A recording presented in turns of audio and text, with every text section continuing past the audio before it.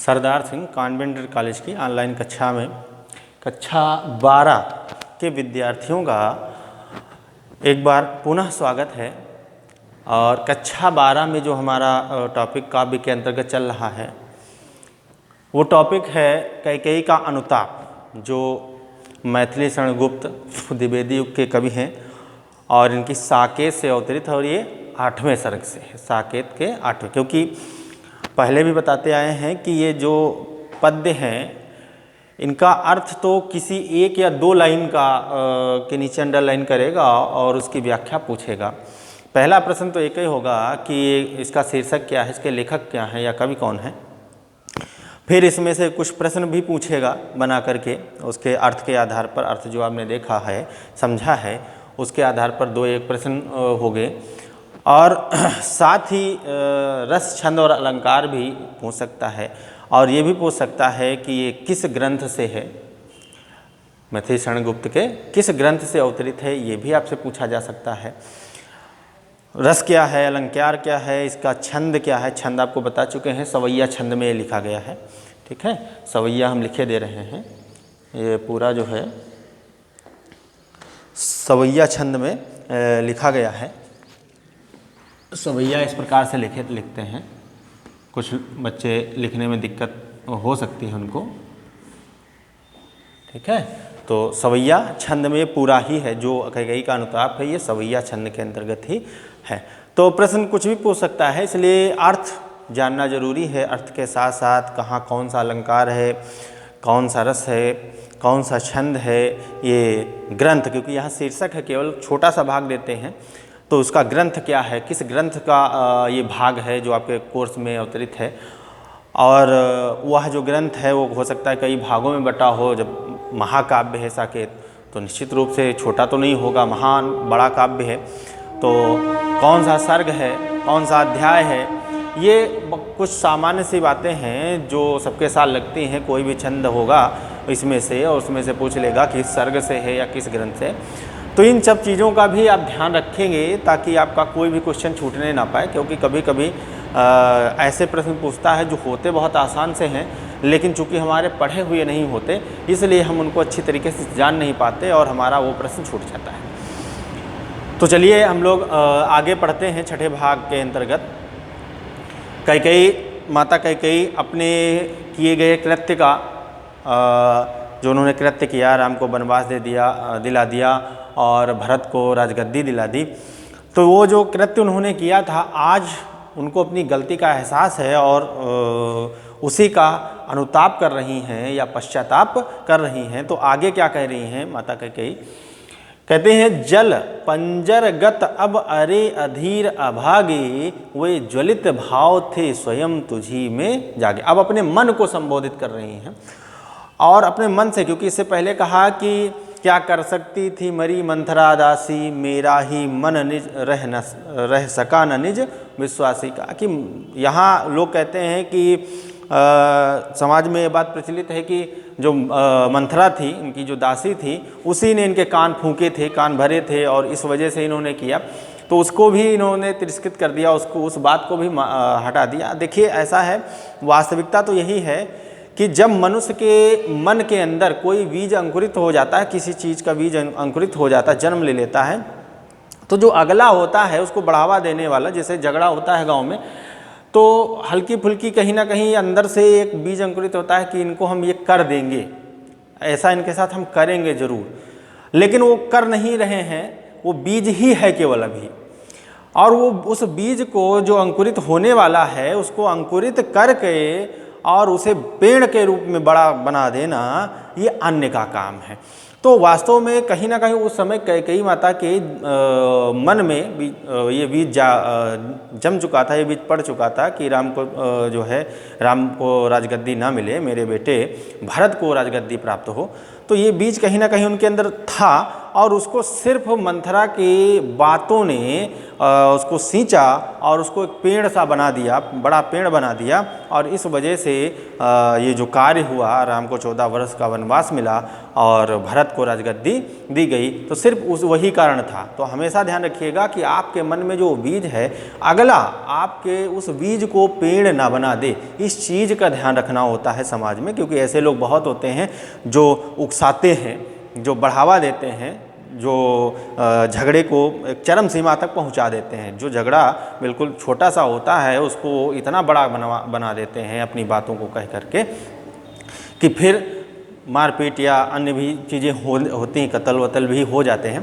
खैर, तो कहीं ना कहीं जो मंथरा थी उसने केवल उनके अंदर के बीज को अंकुरित किया था, उसको सींच करके बड़ा किया था, लेकिन वो बीज उनके अंदर कहीं ना कहीं पहले से था। इसलिए उन्होंने कहा था, इससे पहले कि 2 लाइनों में उन्होंने ये कह दिया कि क्या कर सकती थी मरी मंथरा दासी, मेरा ही मन रह सका न निज विश्वास से। यानी मैं अपने मन पर ही, या मेरा मन ही स्वयं पर विश्वास न कर सका। मंथरा में इतनी शक्ति ही नहीं थी, इतनी बुद्धि ही नहीं थी। वो एक दासी है और दासी में इतना सामर्थ्य कहाँ जो मेरे मन को बदल दे। वास्तव में उसमें भी गलती मेरी ही थी, मेरा ही मन मेरे अधिकार क्षेत्र से बाहर हो गया था, इसलिए मैंने ऐसा किया। अब उसी मन को संबोधित करते हुए आगे कहती हैं, जल पंजर गत अब अरे अधीर अभागे, वे ज्वलित भाव थे स्वयं तुझी में जागे। अपने मन को संबोधित करते हुए ही माता कैकेयी कहती हैं कि हे अधीर, हे व्याकुल मेरे मन, अब तू इस शरीर रूपी पिंजड़े के अंदर बंद हो करके जलता रहा। क्यों? क्योंकि तेरे अंदर ही उस समय ईर्ष्या के भाव जागृत हुए थे। ज्वलित भाव, ईर्ष्या के भाव मन में ही तो जागृत होते हैं, तो ईर्ष्या के भाव तेरे ही अंदर जागृत हुए थे और उस वजह से मैंने ऐसा गलत कार्य कर दिया, तो इसलिए तुझे भी सजा मिलनी चाहिए। इसलिए अब तुम शरीर के अंदर रह करके हे अभागे, हे व्याकुल मेरे मन, तू जलता रहे। यहाँ रूपक अलंकार है पंजरगत में, पिंजड़े रूपी शरीर में। पंजर माने पिंजड़ा, गत माने अंदर। तो यहाँ पिंजड़े को, शरीर को पिंजड़ा माना है, इसलिए पिंजड़े रूपी शरीर में तू जलता रहे। पर था केवल क्या ज्वलित भाव ही मन में, क्या शेष बचा था कुछ न और इस जन्म में। कहा कि क्या उस समय मेरे अंदर ईर्ष्या का ही भाव जागृत हुआ था, मेरे इस मन के अंदर और कोई भाव शेष नहीं बचा था। ठीक है, पर था केवल क्या ज्वलित भाव। ज्वलित भाव का अर्थ है, इसका अर्थ आपसे पूछा जा सकता है प्रश्न के अंतर्गत कि ज्वलित भाव का अर्थ क्या है, तो ईर्ष्या भावना, ईर्ष्या का भाव होना ज्वलित भाव है। तो अपने से प्रश्न कर रहे हैं, क्या उस समय मेरे अंदर ईर्ष्या का ही भाव था, इस जन्म में, इस मनुष्य में, इस कैकेयी में के मन में कोई और भाव शेष नहीं बचा था। तात्पर्य यह है कि केवल ज्वलित भाव ही नहीं था, बल्कि मैं एक माता हूँ और आप जानते हैं कि माता अपने पुत्र के हित के लिए कोई भी कार्य करने में तत्पर हो जाती है, भले ही वो सही हो या गलत हो। तो उसी की ओर संकेत करती हुई माता कैकेयी कहती हैं, क्या उस समय मेरे अंदर ईर्ष्या द्वेष का ही भाव भरा हुआ था? क्या इस जन्म में, इस मनुष्य में, इस कैकेयी में, इस जन्म में मतलब अपने लिए कहा कि इस जन्म में, इस मनुष्य में, इस कैकेयी में कुछ और शेष या कोई और भाव बाकी नहीं रह गया था? कुछ मूल्य नहीं वात्सल्य मात्र क्या तेरा। अब वही बात कही, क्या मेरे अंदर पुत्र के प्रति जो वात्सल्य भाव उस समय जागृत हुआ था उसका कोई मूल्य नहीं है? यानी 2 भाव थे।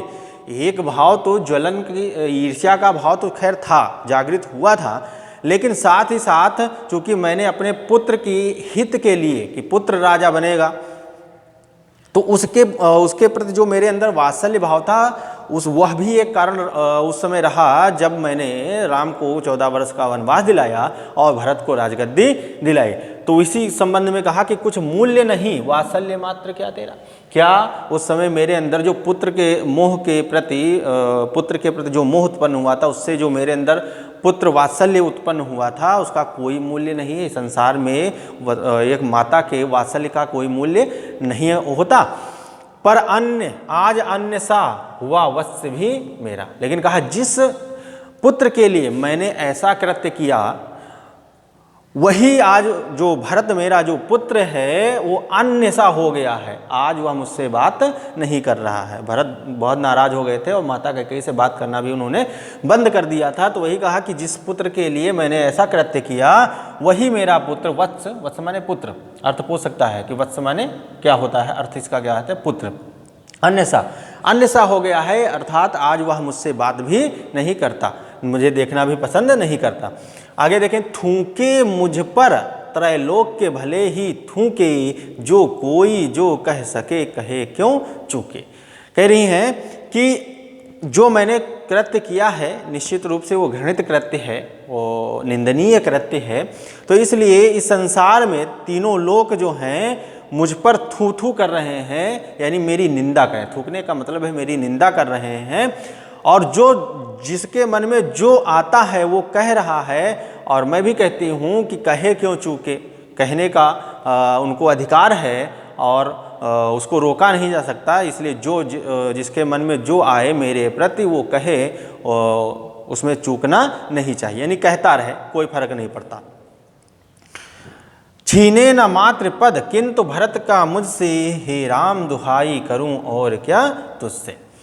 तो दो चीजें कही कि आज जो मैंने कृत्य किया है उस पर तीनों लोग या हर व्यक्ति जो है मुझ पर थू थू कर रहा है, यानी मेरी निंदा कर रहा है। और जो जिसके मन में जो आ रहा है वो मेरे प्रति कह रहा है और वो कहता रहेगा, उससे मुझे फर्क नहीं पड़ता। लेकिन चूंकि आज मेरा बेटा जिसके कारण मैंने ऐसा किया, मोह के कारण ऐसा किया, वही आज अन्य सा हो गया है, अर्थात वही मुझसे बात नहीं कर रहा। इसलिए राम से दुहाई करती हुई, राम से प्रार्थना करती हुई कैकेयी कह रही हैं कि छीने ना मातृ पद किंतु भरत का मुझसे, कि भरत की मैं माता हूँ, हे राम मैं तुमसे ये दुहाई करती हूँ, मैं तुमसे ये प्रार्थना करती हूँ, इसके अलावा मैं और कुछ नहीं चाहती, मैं केवल ये चाहती हूँ कि मैं भरत की माता हूँ और भरत की माता होने का जो मुझे गौरव प्राप्त है वह मुझसे छीना ना जाए। क्योंकि भरत उनको अपनी माता नहीं मान रहे हैं, वो कह रहे हैं, उनका कहना है कि मेरी माता इस प्रकार का कृत्य नहीं कर सकती। तो कह देते हैं कभी कभी कि तुम हमारे ये सगे संबंधी नहीं हो, आज से हमारी तुम्हारी मित्रता नहीं, इस प्रकार की बातें हो जाती हैं जब नाराज़गी होती है, क्रोध होता है। तो इसीलिए राम से दुहाई करती हुई, राम से प्रार्थना करती हुई कैकेयी कह रही हैं कि चूंकि आज भरत, जिस भरत के लिए मैंने ऐसा कृत्य किया उसके लिए पूरा तीनों लोग मुझ पर थू थू कर रहा है, मेरी निंदा कर रहा है, और जिसके मन में जो आ रहा है वो मुझे कह रहा है, तो वो कहने दो। लेकिन मैं तुमसे सिर्फ एक प्रार्थना कर रही हूँ, एक बात मांग रही हूँ कि जो भरत की माता होने का मुझे गौरव प्राप्त हुआ है वह मातृ पद मुझसे छीना ना जाए।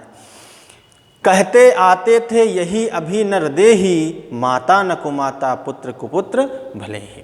अभी तक माता कैकेयी कह रही हैं कि अभी तक संसार में ये बात प्रचलित थी कि पुत्र, माता जो है वो माता ही रहती है, पुत्र भले ही बुरा पुत्र हो। और आप ये भी जानते हैं अच्छी तरीके से कि एक बेटा अपनी माता के प्रति चाहे जितना दुर्व्यवहार करे, चाहे जितना उसको डांटे या कुछ भी उल्टा सीधा कह दे, लेकिन माता कभी बुरी माता नहीं हो सकती। माता उस पुत्र को भी उतना ही मानती है जितना कि अपने अच्छे पुत्र को, जो उसका सम्मान करता है, उसको मानती है।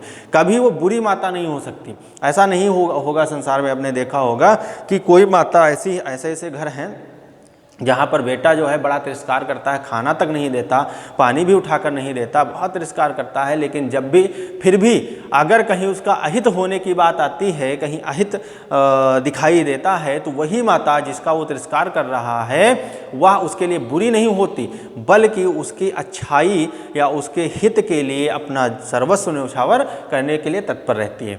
तो ये संसार में उक्ति प्रचलित थी, नरदेही यानी मनुष्य लोग अभी तक ये संसार में कहते आए थे कि पुत्र भले ही बुरा पुत्र क्यों ना हो, अपनी माता के प्रति दुर्व्यवहार, बुरा व्यवहार भले क्यों ना करे, लेकिन माता कभी कुमाता नहीं हो सकती, बुरी माता नहीं हो सकती। लेकिन अब मैंने चूंकि ऐसा कृत्य किया जिससे भरत का चरित्र भी भ्रष्ट हो गया है, भरत को भी लोग गलत कहने लगे हैं, तो भरत मेरा पुत्र है, तो अब ये उक्ति पलट जाएगी। अब ये उक्ति इस प्रकार से कही जाएगी, अब कहें सभी यह हाय विरुद्ध विधाता। उस समय मेरा भाग्य, मेरे विधाता जो है विरुद्ध हो गया था, जिससे मैंने ऐसा कृत्य किया, इसलिए अब ये उक्ति बदल जाएगी और लोग ये कहना प्रारंभ करेंगे, है पुत्र पुत्र ही रहे कुमाता माता कि पुत्र ने तो अपना कर्तव्य किया, पुत्र कभी भी बुरा पुत्र नहीं होता, माता भले ही बुरी क्यों ना हो जाए। पहले तो ये उक्ति चल रही थी कैकेयी के इस कृत्य के करने से पहले नरदेही मनुष्य यही कृत्य बात कहते आते थे, यही उदाहरण देते आते थे कि पुत्र भले ही बुरा क्यों ना हो, माता के प्रति चाहे जितना बुरा व्यवहार क्यों ना करता हो, लेकिन उस पुत्र के प्रति माता कभी बुरी नहीं हो सकती, माता कभी उसके प्रति कोई गलत धारणा नहीं रख सकती। लेकिन चूंकि मैंने ऐसा कृत्य किया है जिससे मेरे साथ साथ मेरे पुत्र का भी बहुत अहित हुआ है और पुत्र ने तो अपना पूरा कर्तव्य किया है, तो अब वो जो उक्ति है वो बदल जाएगी और उसके स्थान पर अब उक्ति ये प्रचलित हो जाएगी कि माता बुरी भले हो जाए, माता बुरा कर्म अपने पुत्र के प्रति भले ही दुर्व्यवहार कर दे, लेकिन पुत्र कभी बुरा नहीं हो सकता। तो ये सवैया छंद में लिखा गया है और इसमें आप देख ले अलंकार यहाँ पर रूपक अलंकार है, अन्य सा दूसरे के समान हो गया है। तो यहाँ पर अगर आपसे पूछा जाए तो कौन सा अलंकार है, उपमा अलंकार है, ठीक है। और बाकी प्रश्न पूछे गए हैं तो जहाँ जहाँ प्रश्न वाचक चिन्ह लगे हैं प्रश्न अलंकार है। और भाषा अगर आपसे पूछे तो शुद्ध साहित्यिक हिंदी खड़ी बोली का प्रयोग मैथिलीशरण गुप्त जी ने अपने इस काव्य में किया है। और अगर आपसे रस पूछा जाए तो शांत और करुण दोनों ही रस यहाँ दिखाई देते हैं। जब भरत के बारे में बात कर रही हैं कि भरत अन्य सा हो गया है दूसरे, तो वहाँ पर थोड़ा सा अपने पुत्र की दूरी होने से, पुत्र से बिछड़ने का भाव आ रहा है। और जब किसी से कोई बिछड़ रहा होता है और उसका जो भाव आ जाता है अगर मन में, तो वहाँ पर करुण रस, तो करुण रस भी दिखाई दे रहा है और शांत रस भी इसमें है। विधा और लक्षणा शब्द शक्ति का भी इन्होंने प्रयोग किया है। तो ये कुछ बातें हैं जो आपको नीचे पूछी जा सकती हैं। आपको पहले ही बता दिया कि ये 8वें सर्ग से है, किस ग्रंथ से, साकेत से है, तो ये भी प्रश्न आपसे नीचे पूछे जा सकते हैं। तो कक्षा 12 की क्लास में आज के लिए इतना ही। धन्यवाद।